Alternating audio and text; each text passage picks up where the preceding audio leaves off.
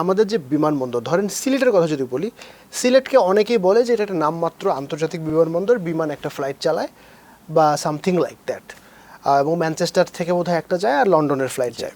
বিদেশি ক্যারিয়ার তো এখানে থাকে না, সেই ফ্যাসিলিটিও আমাদের নাই।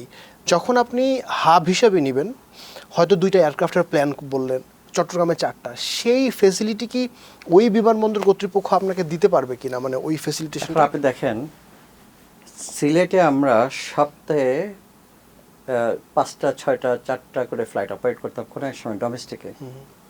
নাওয়াডেজ ইউএস বাংলা এয়ারলাইন্সে 6 থেকে 7টা ফ্লাইট অপারেট করে পার ডে। রাইট। এই যে সব কি local passenger? Not like that. এখানে নাম্বার অফ প্যাসেঞ্জার্স যাদের গন্তব্য হচ্ছে মিডল ইস্ট, গন্তব্য হচ্ছে ইউরোপের বিভিন্ন ডেস্টিনেশন, তারা বাধ্য হয়ে কিন্তু সিলেট থেকে ঢাকা হয়ে বিভিন্ন এয়ারলাইন্সে কিন্তু তারা ট্রাভেল করছে বিভিন্ন ডেস্টিনেশনে।